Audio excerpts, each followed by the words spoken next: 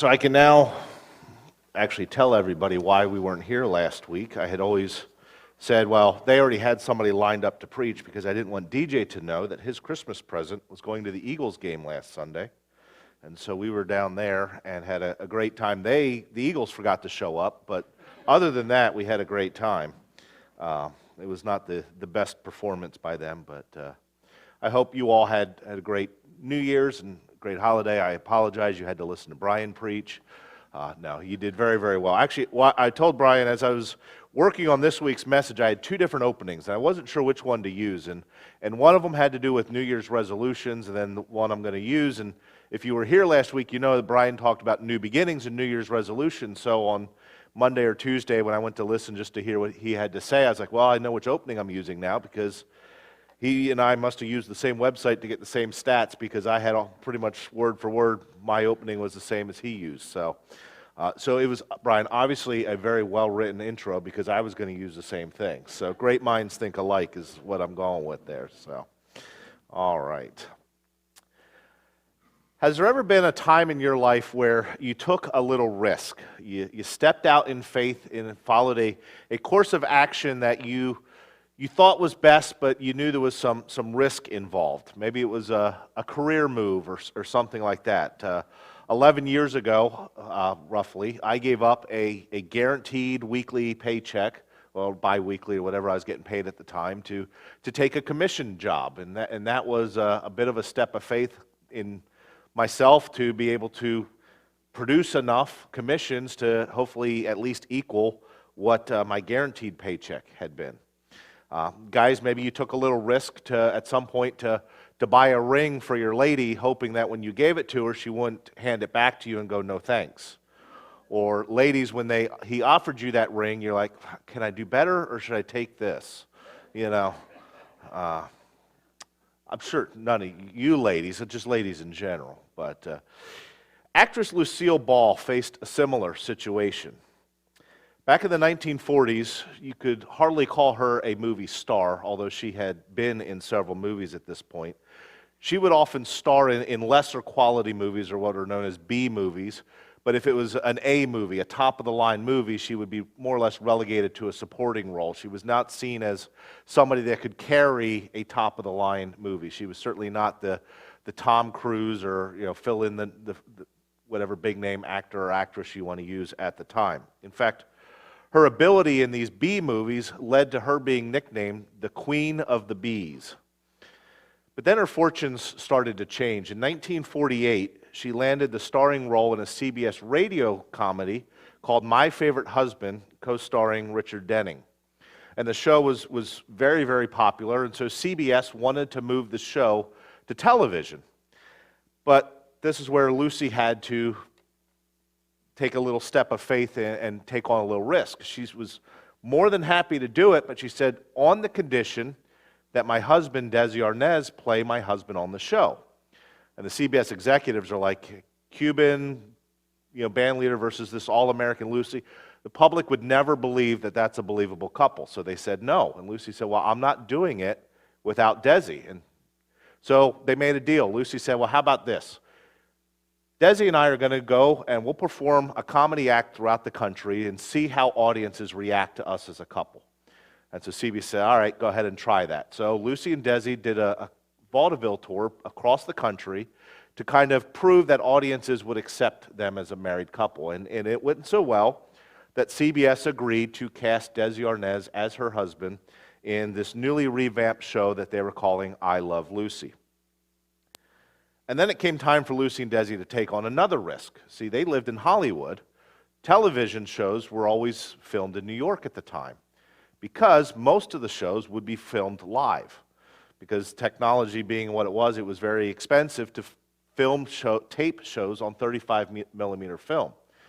And so CBS said, well, we need you guys to move to New York to do the show. And so they said, well, no, we don't want to do that. So they brokered a deal with CBS. They said, we will take a cut in pay to cover the extra costs of putting I Love Lucy on 35mm film. The other advantage to this was now both coasts would receive the same high-quality image of the show. Because at the time, if you watch TV on the West Coast, most of the time what you were seeing is they would air the show for the East Coast, and then on the West Coast, they would basically have a camera pointed at a TV recording an image, and that image is what was shown on the West Coast. And if you've ever tried to record an image off the TV, you can imagine what that looks like. Even today with our HD and 4K TVs, the image quality isn't what it is. Just think of what a black and white image would look like. So CBS at the time is like, well, these 35 millimeter films, are costly, but there's no other than the initial showing, there's no real value to them. So when Lucy and Desi said, we'll take the pay cut, but in return, we will own the films after they air the first time. CBS is like, sure, what good are they going to do? TV reruns at the time didn't really exist. So they made the deal, and as you may know, I Love Lucy was pretty much an instant hit. It finished its first season as the third-rated television show on TV that year, and 4 of its next 5 seasons it finished number 1. In fact, it was so popular, there was an article in the New York Times towards the end of its run where I Love Lucy would cause problems for the New York City Water Department. Because during a commercial break of I Love Lucy, there were so many toilets being flushed, because everybody would run to the bathroom quick, that it was causing water pressure issues for the water department. But because it was recorded on 35 millimeter films that were owned by Lucy and Desi, they were able to rerun I Love Lucy as well, which increased its popularity. It also made Lucy and Desi money every time a rerun aired, every time they used one of those films. They used that fortune, plus their salaries from the TV show, to start Desilu Productions Company, which, among other things, would go on to produce the television show Mission Impossible and one of my all-time favorites, Star Trek. So that company, as it got larger, and the income off these films and their television salaries, made Lucy and Desi the first entertainment millionaires. In 1962, when Lucy and Desi's marriage ended, Lucy bought out Desi's shares of Desilu. And then in 1969, she sold Desilu for $17 million, which is the equivalent of about $140 million today. All off of taking a step of faith and these little 35 millimeter film recordings that CBS thought would have no value moving forward. So as you may have guessed, I want to talk about taking a little risk in our faith, or as I'm calling it, a step of faith today. So I want to look at a couple examples of what happens when we listen to God and take a step of faith.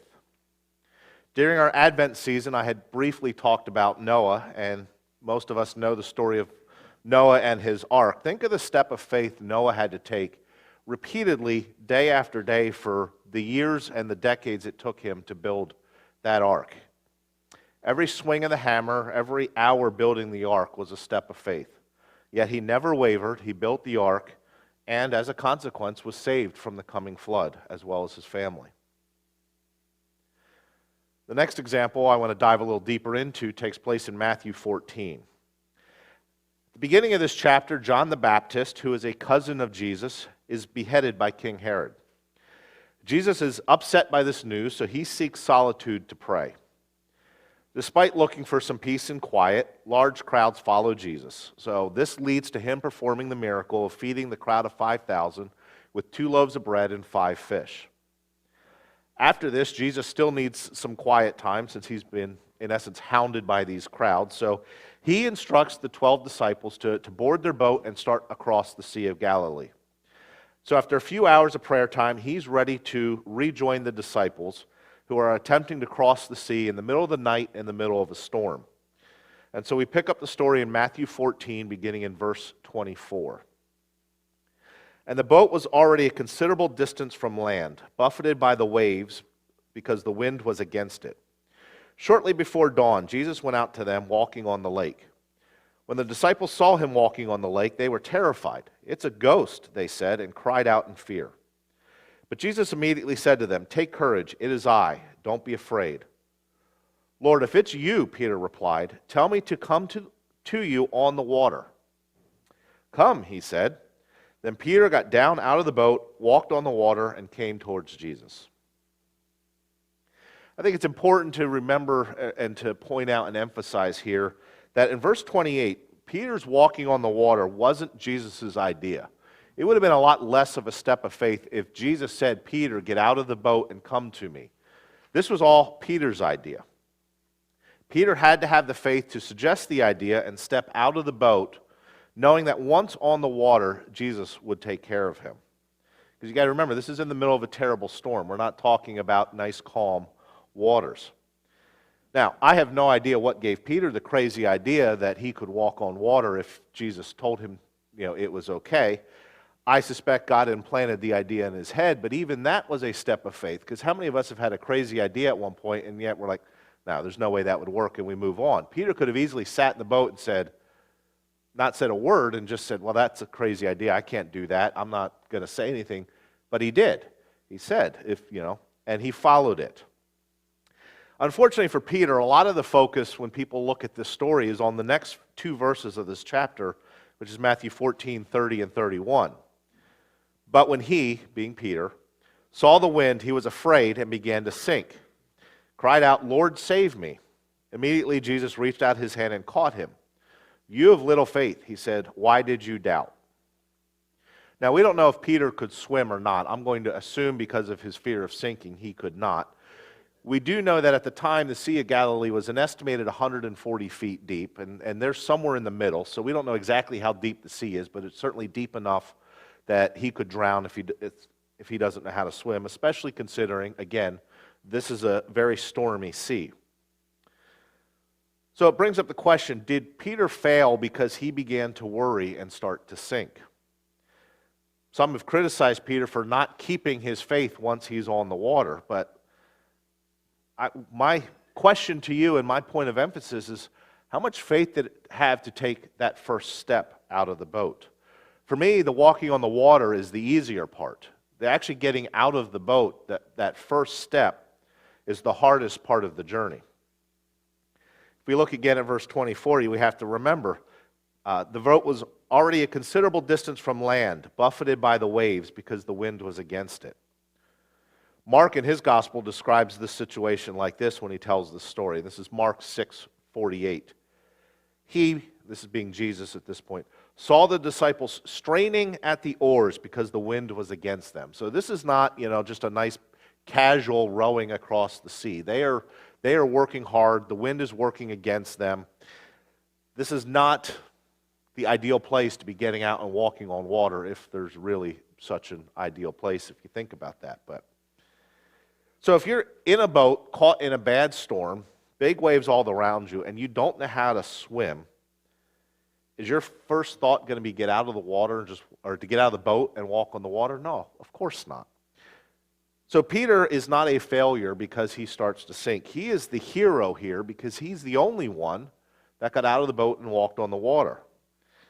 My question has always been, what were the other 11 disciples doing? Because if I see Peter walking on the water, I'm going to be the first one to stand up, at least I would hope so, and go, Jesus, can I walk on water too? Like, that looks fun. Let me try this. And yet, from what we can tell from the different versions of this in the different Gospels, they just sat there. There's no record in any of the three versions. Matthew, John, and Mark all tell this story in their Gospels. There's no reference to the other 11 doing anything at this point, so we can, I think, safely assume they just sat there.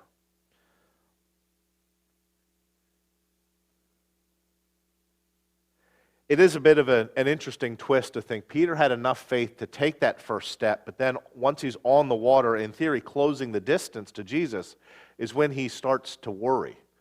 But then as I was preparing this message, I kept thinking, well, how many times do we do something in life feeling, well, God has called me to do that, and then we get partway into the journey and go, did I hear God right? Now, this isn't working out the way I wanted to. Was I listening right? What am I doing wrong here?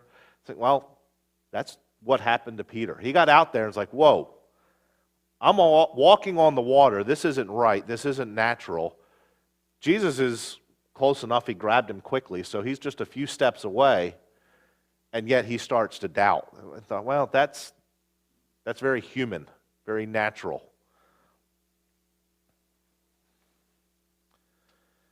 I want to rewind a little bit to the Old Testament to look at another step of faith.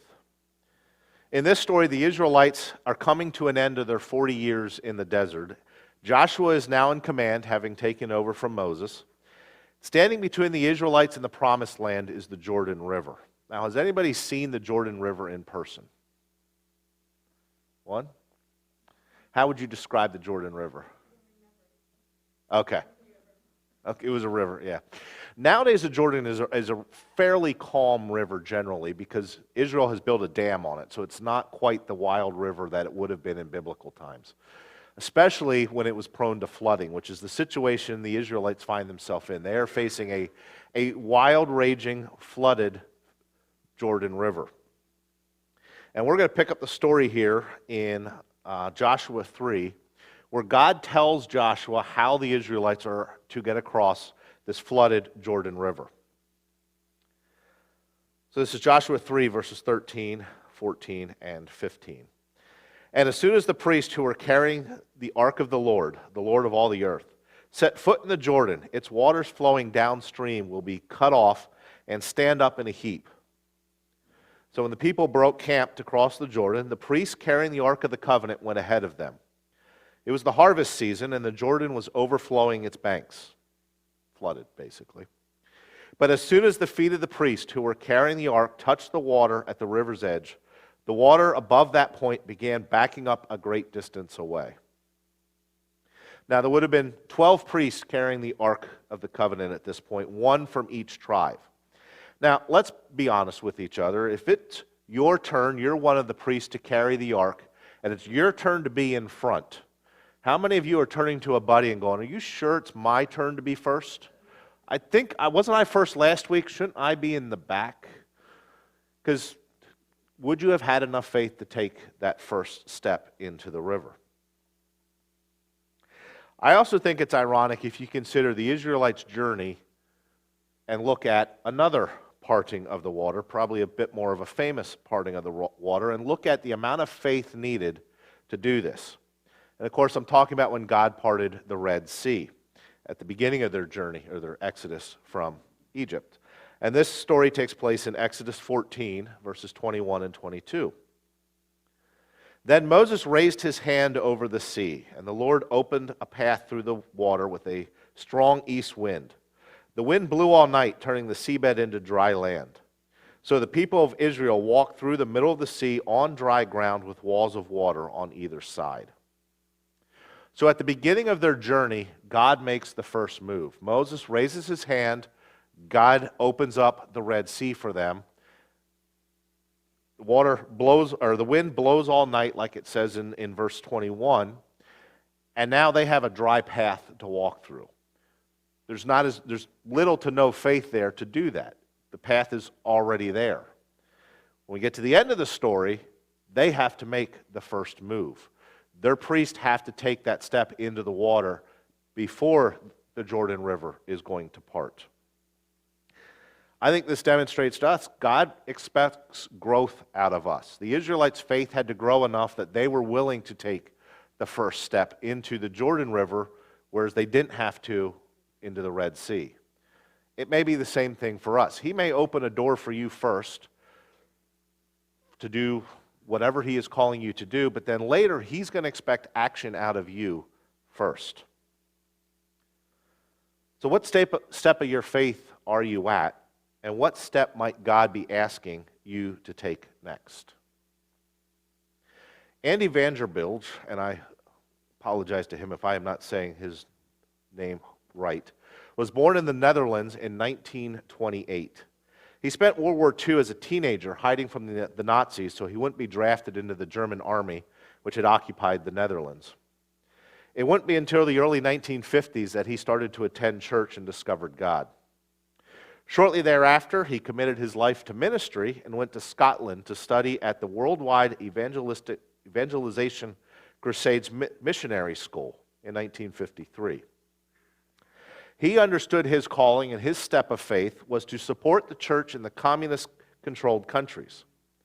In 1955, he took a government-controlled tour of Poland, but snuck away from the group to visit underground groups of Christian believers.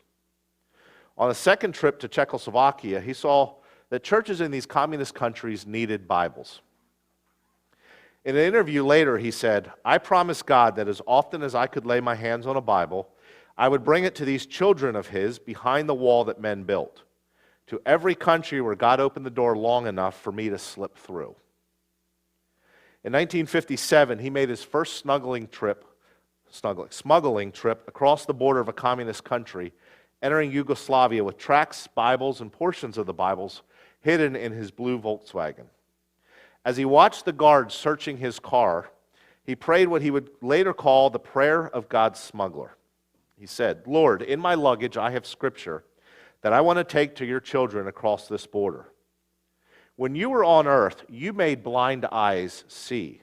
Now I pray you make seeing eyes blind. Do not let the guards see these things you do not want them to see." And it worked over and over again. He would often talk about how at times there were up to 6 guards searching his car, while 2 different guards were watching him to see if he would react. So if they started to search an area, would he tense up? Maybe they'd look a little harder in that area because he was hiding something there. So 8 guards up at times searching to try and find something. And they never found anything. His story was published in a book in 1967 titled God's Smuggler, where he is referred to as Brother Andrew to hide his true identity.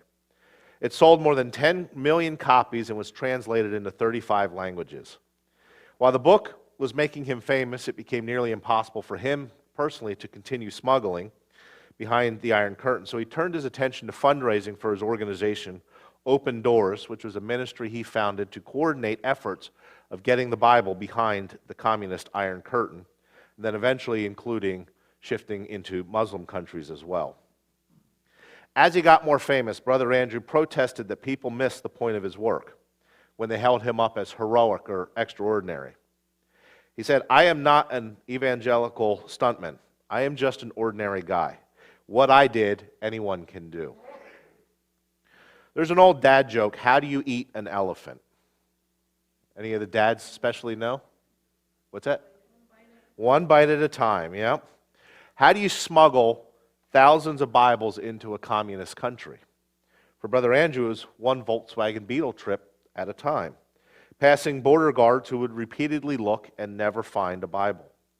For 20 years, he kept crossing into communist countries without ever getting arrested or having one single Bible confiscated. Unfortunately, Brother Andrew passed away this past September, but his organization, Open Doors, continues to work on delivering Bibles and Bible training into 70 different countries worldwide. What an impact for having the courage to take a step of faith, and then another, and then another. I would love to be one of those people that has the entire Bible memorized. I mean, you know, if I'm sitting in Sunday school with Paul and a situation comes up, within 2 seconds he has a verse for it.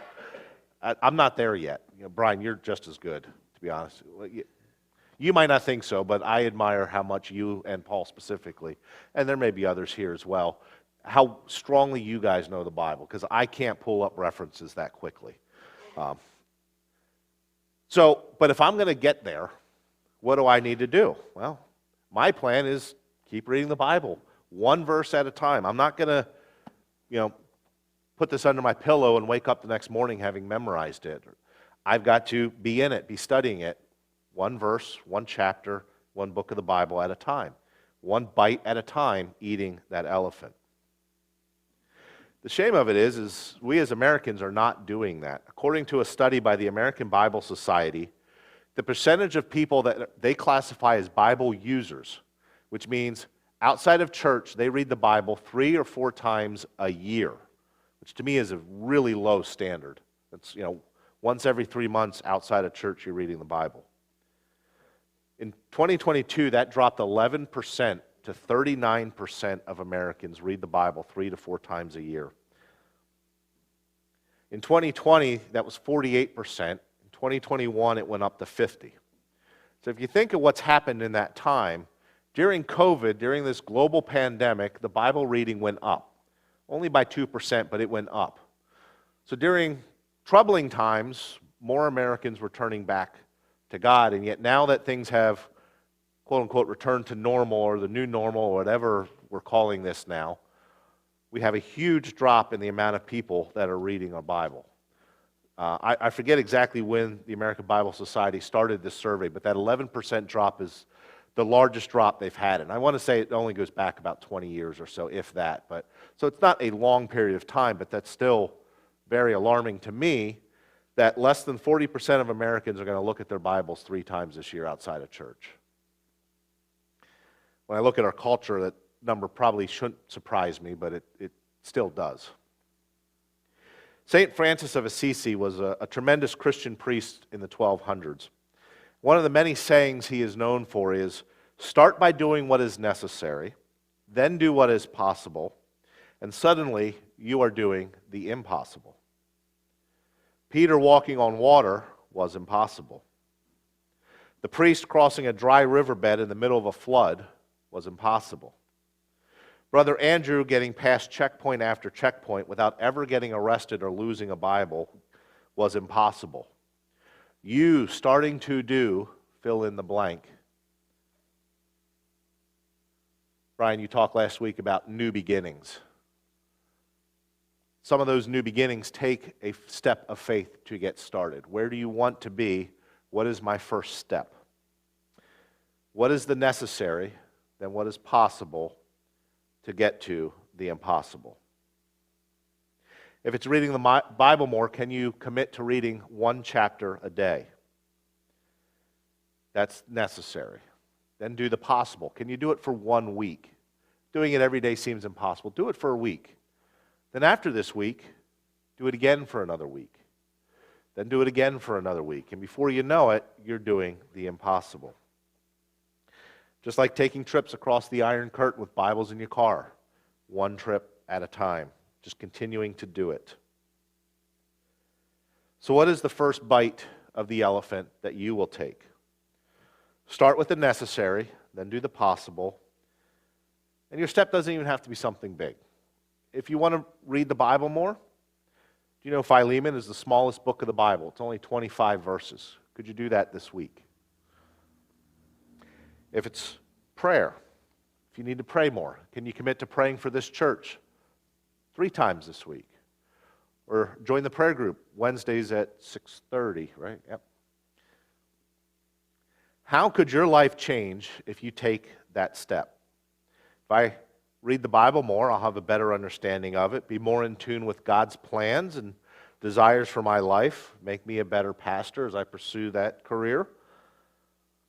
What would happen in your life if you took a step of faith, whether it's big or small? Just take a minute to picture what your life could be like and assume it works out, because we often have the tendency to think, well, if I do that, then this could go wrong or that could go wrong. No, we're going to assume we walk on the water. We're not going to get out of the boat and sink.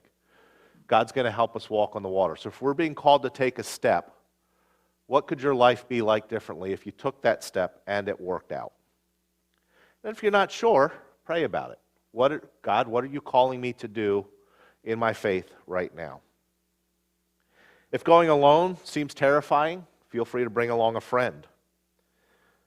I still remember kind of out of the blue telling Laura I wanted to go back to school to possibly become a pastor, and she's been nothing but supportive. I don't know what she was like behind the scenes, but to me at least she was very supportive, despite how crazy she may have thought I was. When Peter walked on the water and started to sink, Jesus grabbed his hand and pulled him back up. So, who is that person in your life that could help you take that step? Whether it's a spouse, maybe a friend. But if you think your step of faith is too big for one person, then bring along a friend. The Ark of the Covenant was being carried by 12 people when those priests stepped into the Jordan. It was not one person trying to do it themselves.